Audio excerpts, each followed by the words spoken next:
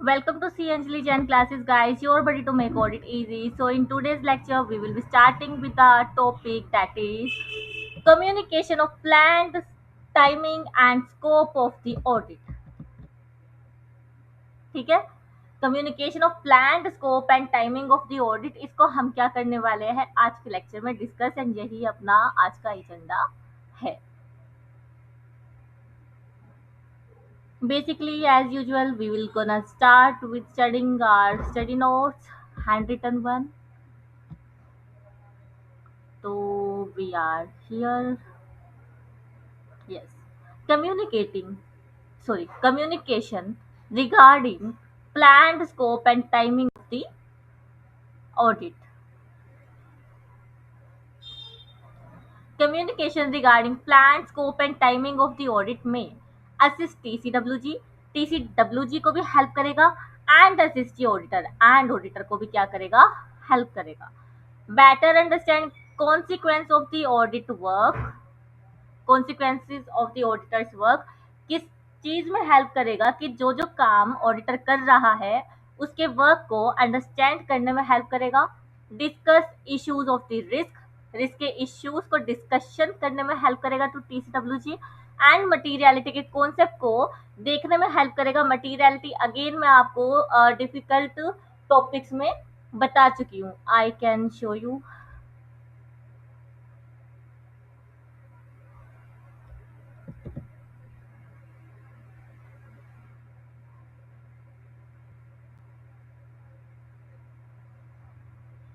कि आप मटीरियलिटी को कहाँ से जाके देख सकते हैं, या ठीक है, एक काम करते हैं, I will attach the concept of materiality वाला video to the description box.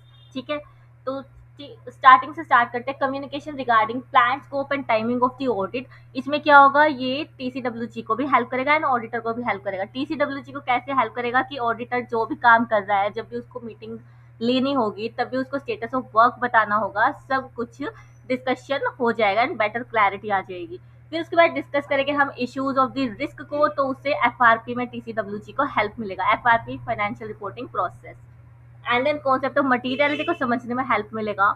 And identify area to ask auditor undertake extra audit procedures. And क्योंकि मैनेजमेंट एंड टीसीडब्ल्यूजी ने भी तो फ्रॉड रिस्क को असेस किया, हो सकता है तो वो बोलेंगे कि आप इस वाले एरिया को जरूर से चेक करना और इसमें ऑडिट प्रोसीजर एक्सटेंसिव लगाना, तो इसमें हेल्प करेगा. एंड असिस्ट ऑडिटर, ऑडिटर को कैसे असिस्ट करेगा, to understand the entity and its environment in a better way.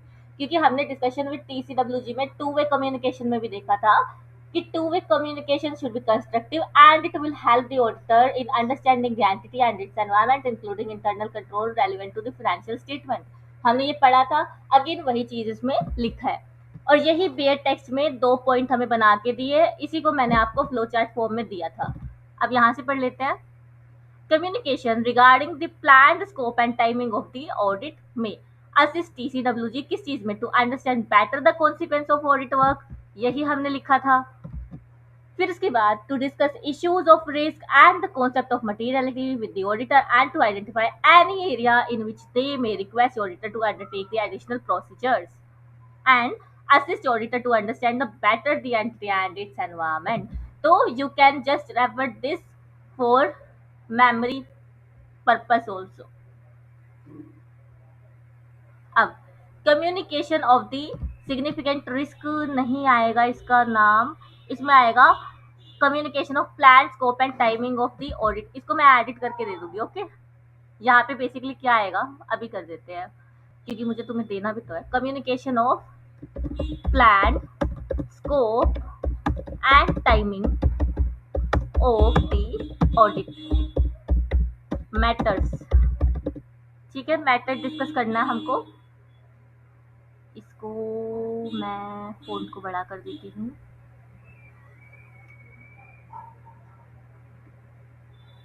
And let me change the ink also.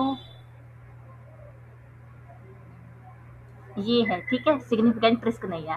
Plan scope and timing of audit का communication.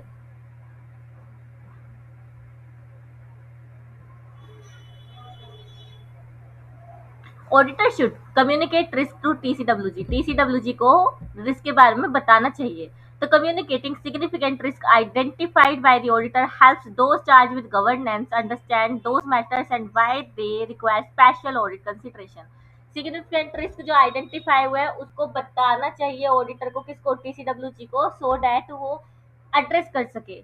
The communication about significant risk may assist those charged with governance in fulfilling their responsibility to oversee the financial reporting process। और हम significant risk को बताते हैं तो इससे क्या होगा, financial reporting process को वो अच्छे से ओवरसी कर पाएंगे। तो बेसिकली मैंने ठीक ही लिखा था पहले, देखा, तुम्हें पढ़ाते पढ़ाते मैं भी कंफ्यूज हूँ, और पका पकाया मटेरियल तुम्हें मिल रहा है तो 2 बार तो तुम्हें पढ़ना ही पड़ेगा। Communicating significant risk. Auditor should communicate risk to TCWG because TCWG is responsible for overseeing the financial reporting, monitoring risk, and ensuring proper controls. So they must know which area is risky, why auditor is focusing heavily on them, and what audit response will be, और audit response क्या क्या होंगे। तो यही चीज इन्होंने इस paragraph में लिखी है। Communicating significant risk identified the auditor helps TCWG understand those matter, उनको अंडरस्टैंड करने के लिए, एंड उनको स्पेशल ऑडिट कंसिडरेशन क्यों चाहिए ये अंडरस्टैंड करने के लिए, एंड सिग्निफिकेंट रिस्क असिस्ट करता है टीसीडब्ल्यूजी को to fulfil their responsibility of FRP. यही लिखा है। अब मैटर्स क्या क्या होंगे, we will gonna discuss them, right. Matters communicated में इंक्लूड, अब मैटर्स क्या क्या हो गए, सिग्निफिकेंट रिस्क वाले। व्हाट इज सिग्निफिकेंट रिस्क, सबसे पहले हमें ये समझना चाहिए, तब हम मैटर्स पे आएंगे। मतलब ये तुम्हारी नॉलेज के लिए है, this will not be the part of your answer. पहले मैं इसे समझाती हूँ, but exactly significant risk is, हालांकि हम ऐसे 240 में इसको पढ़ चुके हैं। हाँ, एक चीज और मैं तुम्हें जरूर बता दूं, ऐसे 260 स्टूडेंट्स तभी देखे जब उन्होंने ऐसे 240 अच्छे से देखा हो, क्योंकि ऐसे 240 में मैंने बहुत ज़्यादा डीप में जाके पढ़ा है। As you can see the number of videos also they are 26, quantity बहुत ज़्यादा है, क्वालिटी भी बहुत ज़्यादा है। उसके बेसिस पे हमारा ऐसे 260 एंड 265 निकलने वाला है। तो if you don't have watch that video तो 260 पे मत आना, ठीक है।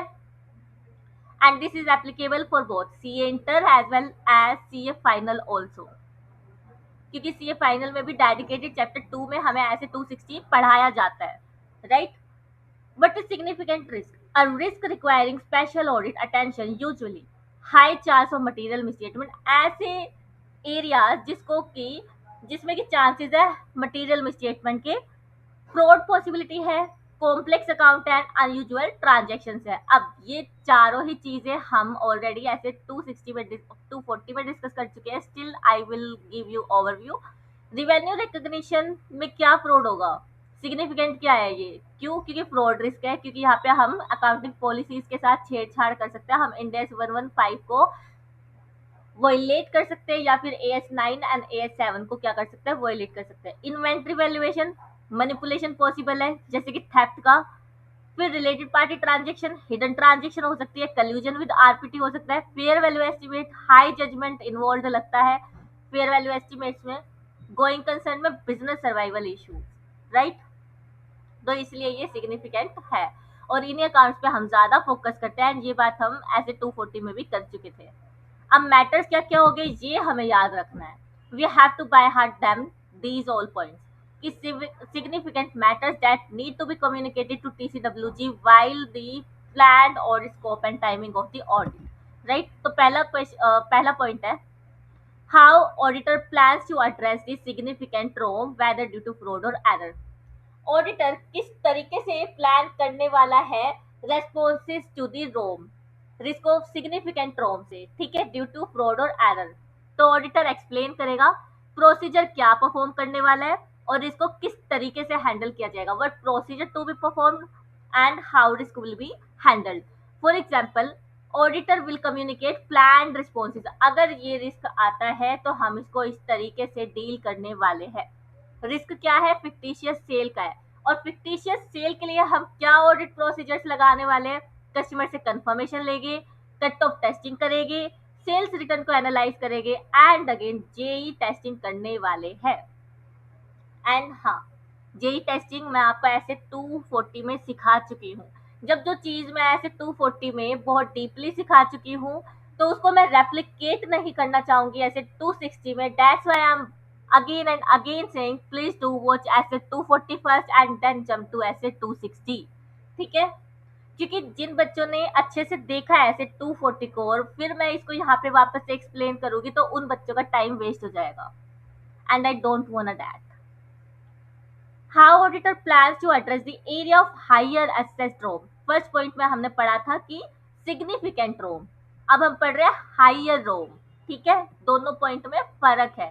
सिग्निफिकेंट यानी कि बाय नेचर इसमें हमें ऑडिट प्रोसीजर एक्सटेंसिव लगाने ही पड़ेंगे, और हाई रोम में भी हमें ऑडिट प्रोसीजर्स क्या लगाने पड़ेंगे, एक्स्ट्रा लगाने पड़ेंगे।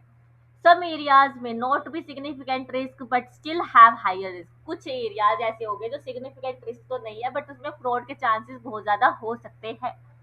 तो ऑडिटर डिस्कस करेगा एरियाज रिक्वायरिंग मोर ऑडिट अटेंशन, ऐसे एरियाज जहाँ पे ऑडिट अटेंशन ज्यादा देना पड़ेगा, भले ही वो सिग्निफिकेंट नहीं है, still they have the higher chance of the risk, we will need to give much attention to them. Additional testing plan, additional क्या क्या टेस्ट करेंगे वो हम बताने वाले हैं। तो कॉम्प्लेक्स वारंटी प्रोविजन है हमारे पास। अब वारंटी प्रोविजन में भी मैनेजमेंट की जजमेंट लगती है, so it is higher area of risk. तो ऑडिटर का प्लान क्या रहेगा, मैनेजमेंट एस्टिमेट टेस्टिंग, मैनेजमेंट ने एस्टिमेट्स किस तरीके से बनाए हैं उसको हम टेस्ट करेंगे। हिस्टोरिकल कंपैरिजन करेंगे। हिस्टोरिकल कंपैरिजन में अगेन ऐसे 240 में हमने देखा था, मैं रेट्रोस्पेक्टिव रिव्यू करने वाली हूँ कि जो ट्रेंड है वो कैसा जा रहा है मैनेजमेंट का, कि वो अपने प्रॉफिट को क्या कर रही है, मैनेज कर रही है। पिछली बार 80 था, इस बार 90 होना चाहिए, तो वो प्रोविजन को ही क्या करती थी, मैनिपुलेट करती थी। जब प्रॉफिट अच्छा होता था तो प्रोविजन को क्या करती थी, ज्यादा कर देती थी। जब प्रॉफिट कम होता था तो प्रोविजन को क्या कर देती थी, रिवर्स कर देती थी। अब जिन्होंने बहुत अच्छे से ऐसे 240 देखा है तो ये एग्जाम्पल उनको याद आ गया होगा, राइट। तो कॉम्प्लेक्स वारंटी प्रोविजन को हम क्या करेंगे, टेस्ट करेंगे। मैनेजमेंट ने एस्टिमेट कैसे लगाया है हम ये टेस्ट करने वाले हैं। हिस्टोरिकल रेट्रोस्पेक्टिव कंपैरिजन करेंगे, and even if required we will take the help of expert consultancy too, right? तो this was our point number B. अब यही बेयर टेक्स्ट में ऐसे लिखा है, how the auditor plans to address the significant risk of ROMM. यहाँ पे आपका कीवर्ड क्या है, significant risk of ROMM. Significant ROMM हो गया, ठीक है, यहाँ पे कीवर्ड। और यहाँ पे कीवर्ड है हायर असेस्ड रोम, ये आपका कीवर्ड हो गया। तो how auditor plans to address higher assessed ROMM. Then उसके बाद नेक्स्ट है the auditor's approach to internal control relevant to the audit.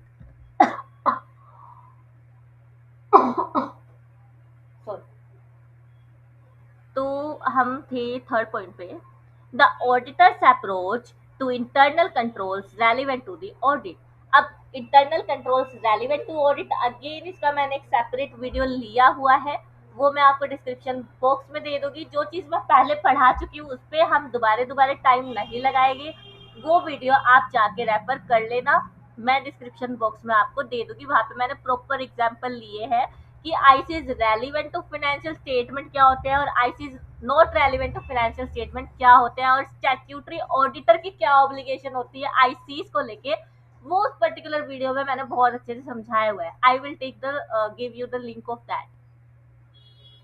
Auditor explains whether control will be relied upon. Auditor explain करेगा कि मैंने कुछ आईसीज जो कि relevant है एफएस की ऑडिट के लिए, वो रिलाई करना चाहिए कि नहीं करना चाहिए। Whether there is deficiency in internal control, वो हम देखेंगे और उनको बताएंगे। विच कंट्रोल आर इम्पोर्टेंट, कौन से कंट्रोल इम्पोर्टेंट है, अगेन ये चीज मैंने आपको सेपरेट वीडियो में समझाया है, वो मैं लिंक आपको प्रोवाइड कर दूंगी। Extent of control testing and control testing हम कितना हद तक करने वाले हैं ये हम बताने वाले हैं। तो ऑडिटर कम्युनिकेट करेगा, we plan to test IT controls over purchase authorization plus payment processing. Auditor पहले ही बता के चलेगा कि ये कंट्रोल है जो कि इंपॉर्टेंट है एंड मैं इसको चेक करूंगा। परचेज रिलेटेड कंट्रोल्स को हम क्या करने वाले, चेक करने वाले। आईटी कंट्रोल्स और परचेज अथॉराइजेशन कि परचेज अगर एंटिटी में होती है तो उसको कौन अथॉराइज करता है, और उसके बाद जब अपने पास गुड्स आ जाते हैं तो पेमेंट कौन प्रोसेस करता है, उसके कंट्रोल्स हम देखने वाले हैं, ठीक है। This was our point number third, the auditor's approach to internal control relevant to the audit. Then we have fourth point, the application of concept of materiality in context of an audit. Materiality again हम पहले ही पढ़ चुके हैं, but still ठीक है, point था तो इसलिए मैंने लिख दिया है. Application of concept of materiality in context of the audit, इसकी भी सेपरेट वीडियो है. अगेन 3 वीडियो के लिंक कंसोलिडेट हो चुके हैं कि मुझे 3 वीडियो के लिंक लगाने हैं. I give you that link. Auditor में discuss overall materiality concept. Overall materiality concept PM and clearly trivial materiality, उसको मैंने डिफाइन कर रखा है सेपरेट वीडियो में, वो आपको मिल जाएगी.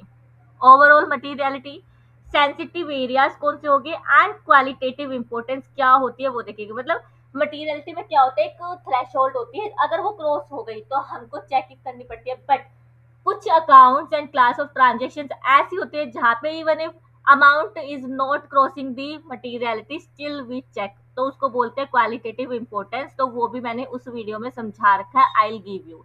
तुम समझ रहे हो कि जो मैं लेक्चर दे रही हूँ तुम्हें वो 260 के हिसाब से पढ़ा रही हूँ, बट कॉन्सेप्चुअल क्लैरिटी के लिए अलग से 3 वीडियो आपको मिल जाएगी and you should watch them. ठीक है. The nature and extent of specialized skill or knowledge needed to perform the planned audit procedure or evaluate the audit result, including the use of auditors expert. इसमें क्या आएगा, nature and extent. हम बोलेंगे कि हम कौन से एक्सपर्ट को यूज करने वाले हैं और कितनी हद तक यूज करने वाले. एक्सटेंट, ठीक है. Skill knowledge needed to perform the planned audit procedure में evaluate audit result including the use of the auditor's expert. And auditor expert को हम सेपरेटली ऐसे 260 में पढ़ने वाले हैं.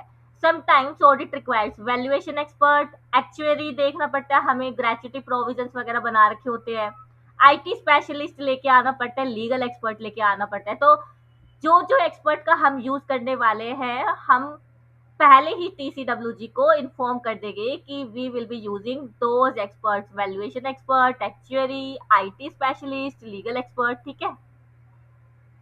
अब इसका एग्जांपल लेते हैं. कंपनी पहले टैली ईआरपी यूज करती थी, अब वो माइग्रेट हो गई है ओरेकल एंड सैप पे. तो एक्सपर्ट नीडेड होगा, क्यों, इवेल्युएट करने के लिए एक्सेस कंट्रोल्स को, डेटा माइग्रेशन को और साइबर सिक्योरिटी को. डेटा माइग्रेट करते हुए तो कुछ मैनिपुलेशन नहीं की गई, टाइम लॉक्स को वो देखेगा, बैकडेटेड एंट्रीज को देखेगा. अब ये सारे जो वर्ड मैं यूज कर रही हूँ वो ऐसे 240 में आपको समझा चुकी हूँ, मैंने बस याद दिलाने के लिए आपको एग्जाम्पल लिख के दे दिया है. मेन आपको ये याद रखना है, राइट. अब कोई बच्चा सोचेगा कि मैम तो ऐसे रेफरेंस देती हुई चल रही है, एक बार तुम ऐसे 240 को देखना, तुम्हें पता चल जाएगा कि किस तरीके से पढ़ाया गया है. ठीक है. फिर उसके बाद है when SA 70 applies, the auditor preliminary views about matters that may be areas of significant auditor attention in the audit of therefore may be key audit matters. मैंने तुम्हें पिछले लेक्चर में बताया था कि ऐसे 701 में हम पढ़ने वाले कि की ऑडिट मैटर्स क्या होते हैं, बट लेमन लैंग्वेज में मैंने आपको ये भी बताया था कि की ऑडिट मैटर वो है जहाँ पे ऑडिटर को अपना सिर पकड़ के बैठना पड़ जाए और बोले कि बाप रे इतना सारा काम करना पड़ेगा इस छोटे से आइटम के लिए या इस बड़े से आइटम के लिए, इस पे मुझे बहुत ज्यादा ही टाइम देना पड़ेगा, इतने सारे ऑडिट प्रोसीजर्स लगाने पड़ेंगे, सर दर्द हो गया, बट करना है और रिपोर्ट भी करना है. तो ये लेमन लैंग्वेज में आपको मैंने बताया था, बट ऑडिट की लैंग्वेज में हम इसको प्रॉपर ऐसे 701 में ही पढ़ने वाले हैं, राइट.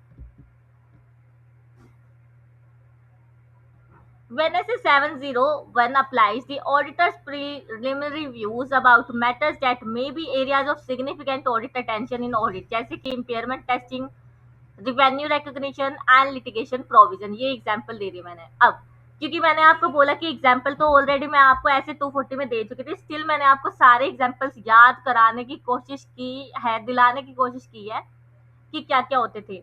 तो मेन यहाँ पे एक बार कीवर्ड हम देख लेते हैं कि significant risk of material misstatement, फिर assessed risk of material misstatement, higher assessed risk. ठीक है. फिर उसके बाद auditor's approach to internal control relevant to auditor, फिर एप्लीकेशन ऑफ मटेरियलिटी, ये कीवर्ड हो गया. उसके बाद स्पेशलाइज्ड नॉलेज एंड स्किल्स को देखेंगे, ऑडिटर्स एक्सपर्ट को यूज करेंगे, वो हम कम्युनिकेट कर देंगे. And if matter requires higher attention, तो ऐसे 7-0 अप्लाई होगा और वो भी हम क्या करेंगे, मैनेजमेंट को कम्युनिकेट कर देंगे, राइट। तो ये अपने पॉइंट्स थे सिग्निफिकेंट मैटर्स के, और ये आपको याद रखना है। और याद करने के लिए अगेन मैंने आपको बोला था जहां हमें याद रखना पड़ेगा, I will be having the mnemonics for you. तो हम क्या करेंगे, प्लान टू एड्रेस, ऑडिटर बोलेगा सिग्निफिकेंट रिस्क कम्युनिकेट करने, तो उसमें आएगा plan to address significant ROMM higher ROMM. दो चीजें एक साथ याद रखती हैं, significant ROMM higher ROMM, significant ROMM higher ROMM. अब सिग्निफिकेंट रिस्क क्यों अराइज हुआ, मटीरियलिटी क्रॉस हो गई। सिग्निफिकेंट रिस्क अराइज हुआ क्योंकि मटीरियलिटी क्रॉस हो गई। मटीरियलिटी क्रॉस क्यों हुई थी, क्योंकि वीक आईसी थे। मटीरियलिटी क्रॉस क्यों हुई, क्योंकि वीक इंटरनल कंट्रोल थे, और वीक इंटरनल कंट्रोल की वजह से मुझे किसको बुलाना पड़ा, एक्सपर्ट को बुलाना पड़े। बाप रे इतना झंझट है। तो ऐसे 7-0 में मुझे क्या करना पड़ेगा, कम्युनिकेट करना पड़ेगा। तो ये आपकी निमोनिक्स हो गई। सिग्निफिकेंट रिस्क बताना पड़ेगा, हायर रिस्क बताना पड़ेगा, ये दोनों ही मेरे मटीरियलिटी की वजह से आए। मटीरियलिटी क्रॉस हुई थी क्योंकि इंटरनल कंट्रोल्स वीक थे। इंटरनल कंट्रोल्स को चेक कराने के लिए एक्सपर्ट को बुलाना पड़ेगा, और एक्सपर्ट को बुलाया, बाप रे इतनी सारी सिरदर्दी है, मुझे कैम रिपोर्ट करने पड़ेंगे ऐसे 701 में। तो इससे आपके पांचों छह पॉइंट क्या हो जाएंगे, याद हो जाएंगे। जैसे कि ये देखा, ऑडिटर करेगा plan to address significant ROMM address करेगा, हायर रोम असेस करेगा। ये रिस्क क्यों अराइज हुए थे, क्योंकि मटीरियलिटी क्रॉस हो गई थी। मटीरियलिटी क्रॉस हुई थी क्यों, क्योंकि इंटरनल कंट्रोल्स वीक थे। इंटरनल कंट्रोल्स को चेक कराने के लिए एक्सपर्ट बुलाना पड़ेगा। एक्सपर्ट बुलाया, इतनी सिरदर्दी, बाप रे मुझे तो अब ऐसे 701 में क्या करना पड़ेगा, कम्युनिकेट करना पड़ेगा। तो बेसिकली आपका जो सीरियल होगा याद करने का वो क्या रहेगा, ये फर्स्ट पॉइंट रहेगा, ये सेकंड रहेगा, फिर उसके बाद मटीरियलिटी थर्ड रहेगी। मटीरियलिटी क्रॉस की हुई थी, इंटरनल कंट्रोल्स की वजह से हुई थी। फिर उसके बाद हमें एक्सपर्ट को बुलाना पड़ेगा। इतना सारा काम करना पड़ रहा है, तो मुझे 701 में क्या करना पड़ेगा, कम्युनिकेट करना पड़ेगा। ये आपकी क्या हो गई, निमोनिक्स हो गई, राइट। और यही मैं आपको टेलीग्राम चैनल पे दे दूंगी। I hope you have like that method. आगे हम बात करेंगे plan scope and timing of audit, ही अपना टॉपिक चलेगा नेक्स्ट पार्ट में भी, तो उसको हम डिस्कस कर लेंगे। If you have any doubt और query you can ask me, and yes वो 3 वीडियो के लिंक मैं आपको दे दूंगी, एंड वो जरूर देखना। And I am again repeating that अगर किसी ने ऐसे 240 नहीं देखा है तो प्लीज ऐसे 260 को मत देखो, तुमको नहीं आएगा समझ। क्योंकि ऐसे 240 में मैंने बहुत ज्यादा डीपली जाके पढ़ा है, जो कि ऐसे 260 एंड 265 में आपको काम आएगा, ठीक है। So have a good day, keep revising stuff, and if you have any query you can ask me on my telegram channel and even the comment section of the YouTube box also. Have a good day.